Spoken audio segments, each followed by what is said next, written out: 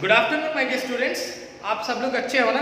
मज़े से दिन कट रहा है कि कॉलेज जाना नहीं है, ऑनलाइन में वीडियो देखेंगे नहीं देखेंगे, सर कुछ नहीं पूछेंगे। मैं आप सबको क्वेश्चन पूछूंगा, समझ में आ रहा है ना?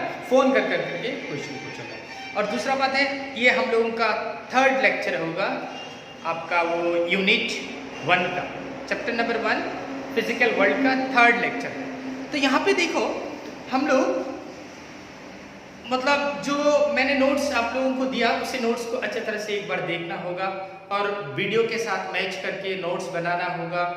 बहुत सारे ने क्वेश्चन पूछा, सर नोट्स कॉपी में लिखूं या कहाँ लिखूं? कॉपी में ही तो लिखना है। और मैंने जो नोट्स डायग्राम दिया है वहाँ पे ये समझने के लिए दिए हैं, ये आप जस्ट एक बार उसको देख के समझो, वो ड्रॉ करने का जरूरत नहीं है। एक टेबल दिया था, वो टेबल लेकिन ड्रॉ करना होगा, ठीक है?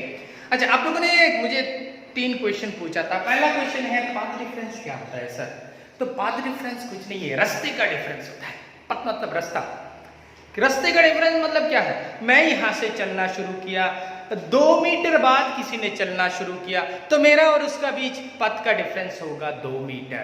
इसी तरह वेव में पाथ डिफरेंस होता है। अच्छा, वेव मतलब क्या होता है? Wave is nothing but the disturbance of a medium. कोई भी एक मीडियम, जैसे मैं आपके साथ बात कर रहा हूं, तो यहाँ पे मीडियम को जो मैं डिस्टर्ब किया, हेलो बोला, ये मीडियम डिस्टर्ब हुआ, ये हेलो जाके आपके वहां पे पहुंचा, ये डिस्टरबेंस का ही नाम वेव होता है। दूसरा एग्जांपल मैं बोल सकता हूं, पानी में पत्थर फेंकेंगे तो पानी डिस्टर्ब होगा, वो डिस्टरबेंस एक जगह से दूसरी जगह जाएगा, उसी को हम लोग वेव बोलेंगे। पानी एक बार ऊपर उठता है नीचे जाता है, ऊपर उठता है नीचे जाता है, तो वेव का हम लोग ऐसे कि उसका पार्टिकल एक बार ऊपर गया, फिर पार्टिकल नीचे आया, फिर पार्टिकल ऊपर गया, फिर पार्टिकल नीचे आया, फिर ऊपर गया, फिर नीचे आया, ये होता है ना वेव। तो इस वेव का यहां से यहां तक कितना डिस्टेंस है, पाथ डिफरेंस होता है लैम्डा। क्या होता है? लैम्डा। उसका आधा कितना होगा? Lambda by 2। ये वेव नंबर 1 है। वेव नंबर 2 यहां से चलना शुरू किया। कहां से चलना शुरू किया? यहां से। ये वेव नंबर कितना है? 2। तो 1 और 2 के बीच पाथ डिफरेंस कितना होगा? यहां से ये शुरू किया था 0 से 1 और 2 शुरू किया यहां से, तो पाथ का डिफरेंस होगा lambda by 2। So this is the path difference. ये क्या है? पाथ डिफरेंस, ठीक है। और एक क्वेश्चन पूछा था आप लोगों ने मुझे कि मैग्नेटिज्म क्या होता है? MAGNETISM। Magnetism is nothing but the magnetic properties of a magnet. Magnetic properties मतलब मैग्नेट किसी दूसरा मैग्नेट को खींचता है या दूसरा मैग्नेट को रिपेल करता है, या आयरन का पीस को खींचता है, आयरन का पीस को खींचेगा, उसी अट्रैक्शन या रिपल्शन, उसी को बोलेंगे मैग्नेटिज्म। सो मैग्नेटिज्म के बाद आप लोगों ने मुझे क्वेश्चन पूछा था कि what do you mean by quantum mechanics? QUAN, quantum mechanics.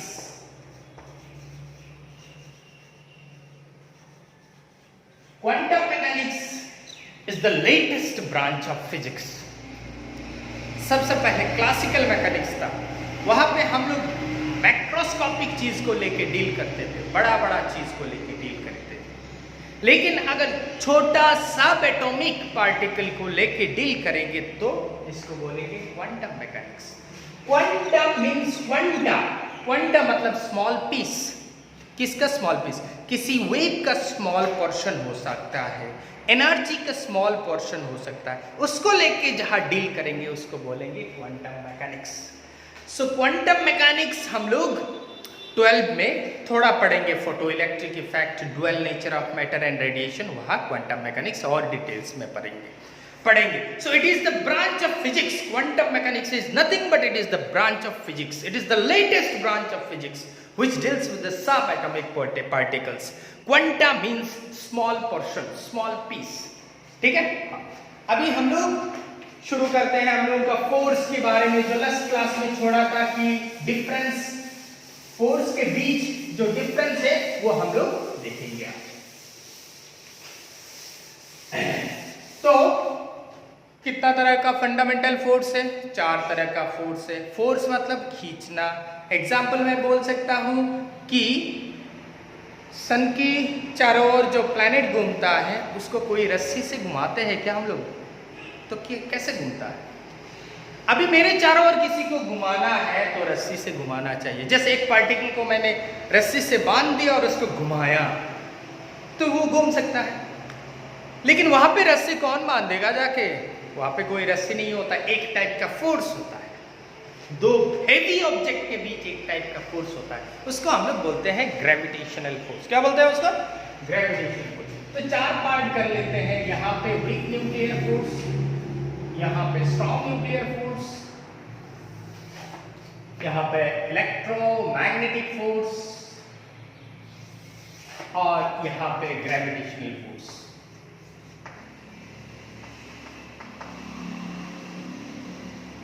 तो पहला फोर्स है gravitational force. It is the weakest force in nature.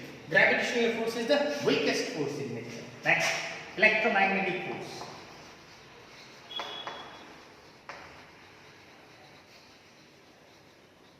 Electromagnetic force.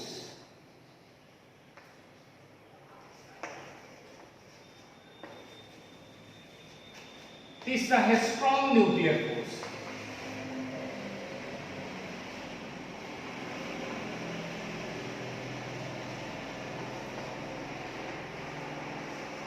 और चौथा है वीक न्यूक्लियर फोर्स।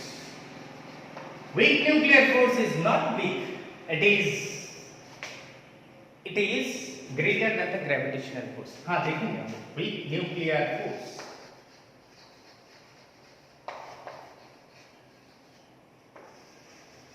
तो ये चारों फोर्स के बारे में पहला पॉइंट हम लोग यहाँ देखते हैं कि ग्रेविटेशनल फोर्स कहाँ होता है।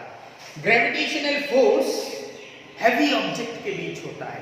जिसका हैवी मास है उस दोनों का हैवी मास होने की वजह से एक फोर्स ऑफ अट्रैक्शन मिलता है, उसी को हम लोग बोलते हैं ग्रेविटेशन। जैसे अर्थ किसी चीज को खुद की ओर खींचता है ना, जिसको हम लोग ग्रेविटी बोलते हैं, तो जो खींचेगा जिस फोर्स से उसका नाम होता है gravitational force. So it is due to the heavy mass. Heavy mass. It is due to the heavy masses. ये क्यों होता है? हेवी मास की वजह से होता है। यहाँ पे दो ऑब्जेक्ट है, दोनों ऑब्जेक्ट का बीच फोर्स का क्या फॉर्मूला होगा? Gravitational force.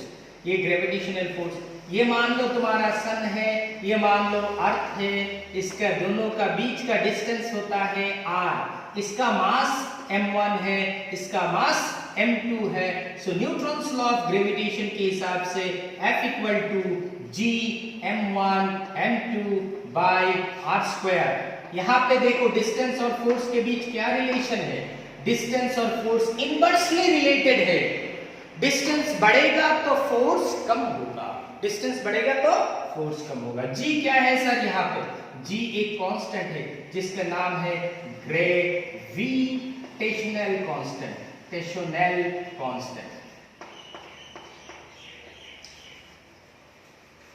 ये कांस्टेंट है और जिसका वैल्यू होता है 6.67 into 10 to the power minus 11 newton metre square per KG square. Newton metre square per KG square. तो यहाँ पे what is gravitational force? The force between the two heavy object due to their heavy masses is known as gravitational force. The formula for gravitational force is F equal to gmn by r square, where g is a gravitational constant. Here the distance and force are inversely related, hence it follows inverse square law. It follows inverse square law. Number 2 यहाँ पे ये number 2 का यहाँ पे क्या देखेंगे? Electromagnetic force. ये दो मैग्नेट के बीच या दो चार्ज पार्टिकल के बीच होता है। एक चार्ज पार्टिकल मूव करेगा, अरे वो जो वायर होता है ना उसमें इलेक्ट्रॉन मूव होता है तो करंट मिलता है ना, तो इलेक्ट्रॉन मूव होगा तो करंट मिलेगा और उसके चारों ओर एक मैग्नेटिक फील्ड प्रोड्यूस होता है। तो इसीलिए दोनों बाई एक साथ है, electromagnetism, electricity and magnetic properties. So electromagnetic force. तो यहाँ पे दो चार्ज पार्टिकल के बीच ये होता है due to the charges, due to the charges. CHARGES,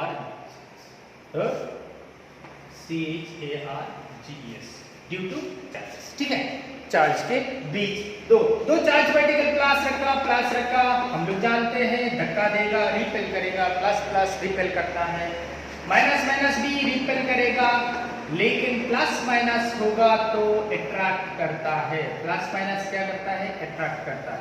एक चार्ज पार्टिकल यहाँ पे Q1 है, दूसरा चार्ज पार्टिकल Q2 है, दोनों के बीच में डिस्टेंस होता है r। तो कूलम्ब्स ने बोला एक force F equal to K Q1 Q2 by r²। यहाँ पे भी this follows inverse square law. और यहाँ पे Q1 क्या है? Charge of this body. Q2 क्या है? Charge of this body. दोनों के बीच में डिस्टेंस कितना है? r। और ये K का वैल्यू कितना है? K equal to 9 × 10⁹ newton metre square पर कूलम स्क्वायर। कूलम किसका यूनिट होता है? Q का, चार्ज का यूनिट कूलम होता है। Coulomb into coulomb so coulomb square. Strong nuclear force कहाँ काम करता है? It is the strongest force in nature. ये कहाँ काम करेगा? एक न्यूक्लियस, ये हम लोगों ने एक न्यूक्लियस बहुत छोटा होता है, ये 10⁻⁻15 मीटर। सो ये है न्यूक्लियस का रेडियस 10⁻⁻15 मीटर। सो यहाँ पे स्मॉल चार्ज पार्टिकल, यहाँ पे बहुत सारा स्मॉल एरिया में इतना चार्ज पार्टिकल प्लस एक दूसरे को, ये प्लस और ये प्लस एक दूसरे को रिपेल करेगा। तो कौन इसको जमा करके रखता है? मतलब ये हुआ एक प्लस पार्टिकल और दूसरा प्लस पार्टिकल एक दूसरे के साथ रिपल्शन होगा, उसको जो एक्युमुलेट करके रखता है उसका नाम होता है न्यूक्लियर फोर्स। उसका नाम क्या होता है? NucleAR, nuclear force. सो न्यूक्लियर फोर्स कहाँ एक्ट करता है? न्यूक्लियस के अंदर एक्ट करता है। किसका बीच? प्रोटॉन के बीच, प्रोटॉन और न्यूट्रॉन के बीच, न्यूक्लियॉन्स के बीच। सो न्यूक्लियॉन्स मतलब प्रोटॉन प्लस न्यूट्रॉन, दोनों को एक साथ मिला के हम लोग बोलते हैं न्यूक्लियॉन्स। सो न्यूक्लियॉन्स के बीच में ये काम करता है स्ट्रॉन्ग न्यूक्लियर फोर्स। दूसरा है, ये फोर्स का रेंज बहुत छोटा होता है, 10⁻⁻15 ये रेंज यहाँ पे हम लोगों ने लिखा।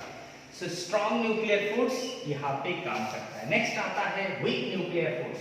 Week nuclear force beta decay में काम आता है। बीटा डीके कहाँ है? It is just a kind of interaction.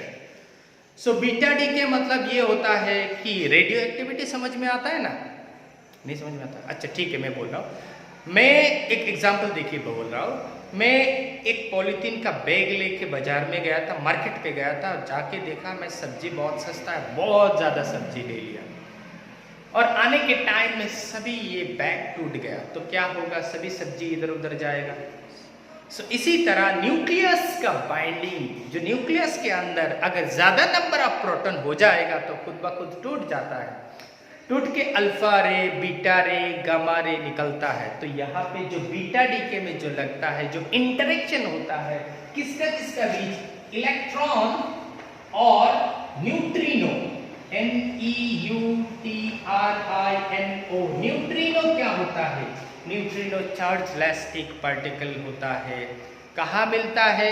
वो न्यूक्लियस के अंदर मिलता है। न्यूक्लियस में हम लोगों ने पढ़ा था खाली 3 इलेक्ट्रॉन, न्यूक्लियस में अंदर खाली पढ़ा था 2 प्रोटॉन और न्यूट्रॉन। लेकिन ऐसा नहीं है, बहुत सारा सब एटॉमिक पार्टिकल्स है। इसी तरह एक पार्टिकल है न्यूट्रिनो। तो खाली याद रखो वीक न्यूक्लियर फोर्स और weak interaction acts between electrons and neutrino. और यहाँ पे ये कहाँ लगता है? बीटा डीके के टाइम में लगता है। तो ये हम लोगों ने एक डिफरेंस लिखा। नेक्स्ट यहाँ का और डिफरेंस लिखते हैं कि ये जो फोर्सेस है, इस फोर्सेस के बारे में बहुत सारा डिफरेंस हम लोगों को लिखना है। ये नोट्स यहाँ से ऐसे भी लिख सकते हो या हमने जो नोट्स आपको प्रोवाइड किया है वहां से भी लिख सकते हो। सो आते हैं ग्रेविटेशनल फोर्स। ये फोर्स हमेशा अट्रैक्टिव इन नेचर होता है।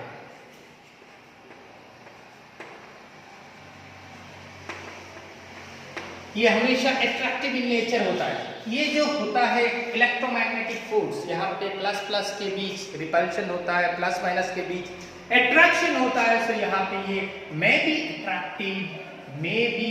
अट्रैक्टिव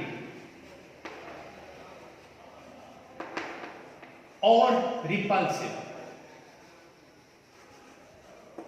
ये अट्रैक्टिव भी हो सकता है और रिपल्सिव भी हो सकता है। स्ट्रॉन्ग न्यूक्लियर फोर्स हमेशा अट्रैक्टिव,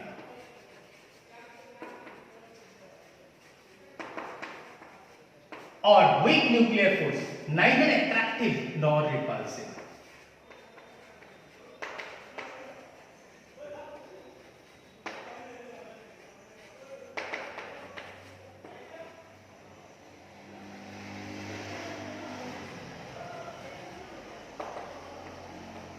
सो ये फोर्स, अब एक क्वेश्चन आ रहा है सर ये नाइदर अट्रैक्टिव नॉर रिपल्सिव मतलब क्या होता है?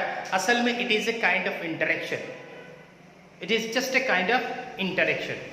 सो ये हुआ हम लोगों का वीक न्यूक्लियर फोर्स। हाँ, यहाँ पे नंबर 4, इसका रेंज कितना है? Infinite range. इसका रेंज कितना होता है? ये भी इनफाइनाइट। इनफाइनाइट रेंज ये क्या होता है? Short range.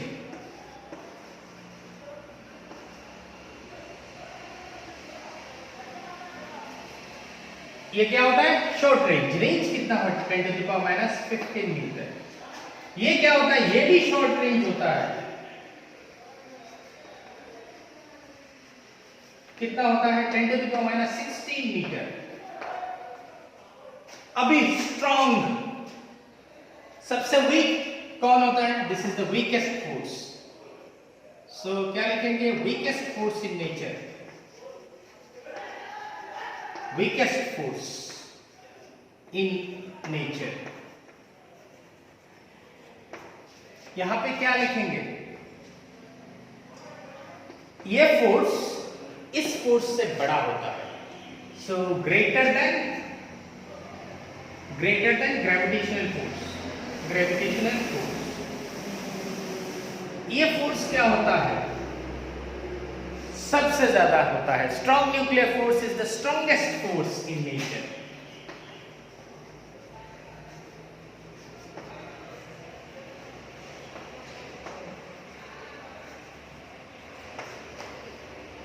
Week nuclear force is greater than gravitational force. ये जो इलेक्ट्रोमैग्नेटिक फोर्स लिखा है ना, it is greater than gravitational force and week nuclear force. तो सबसे बड़ा स्ट्रॉन्ग न्यूक्लियर ये है, सबसे वीक ये है, सबसे मतलब इलेक्ट्रोमैग्नेटिक फोर्स इज बड़ा किससे होता है? ग्रेविटेशनल फोर्स, और वीक न्यूक्लियर फोर्स से बड़ा। ठीक है, अब यहाँ पे अगर इसका एक कंपैरिजन करेंगे कि स्ट्रेंथ के हिसाब से अगर स्ट्रॉन्ग न्यूक्लियर फोर्स को 1 ले लिया है तो बाकी कितना होगा? स्ट्रॉन्ग न्यूक्लियर फोर्स को वीडियो पॉज करके नोट्स लिख लेना। हाँ, मैं बार बार यही बोलता हूँ। ठीक है, स्ट्रॉन्ग न्यूक्लियर फोर्स को अगर 1 मानेंगे, स्ट्रॉन्ग न्यूक्लियर फोर्स अगर 1 है तो यहाँ पे ये कितना छोटा होगा? 10 to the power 2 times -2 times छोटा होगा। और ये कितना टाइम्स छोटा होगा? 10 to the power -13 टाइम्स छोटा होगा। और ये कितना छोटा होगा? 10 to the power -39 टाइम्स छोटा होगा। मतलब ये फोर्स अगर 1 है तो उससे छोटा ये कितना होगा? 10 to the power -2 टाइम्स। ये कितना छोटा होगा? 10 to the power -13 टाइम्स। और ये क्या होगा? सबसे छोटा 10 to the power -39 टाइम्स छोटा होगा। ठीक है, तो ये हम लोगों ने देखा 4 फंडामेंटल फोर्स के बारे में। अभी हम लोग देखेंगे कि लॉ क्या है। 4 लॉ के बारे में पढ़ के ये चैप्टर को खत्म करेंगे। लॉ हम लोग जानते हैं, law of conservation of energy, law of conservation of mass, law of conservation of momentum, law of conservation of angular momentum. क्या बोला मैंने? 4 फोर्स के बारे में। सॉरी, 4 फोर्स तो बोल दिया, अभी क्या बोलेंगे? लॉ के बारे में। सो पहला law of conservation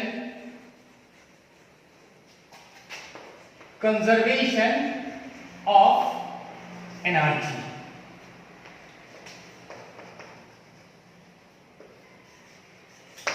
law of conservation of energy हम लोग जानते हैं, energy can neither be created not destroyed, it can be transferred from one form to another form.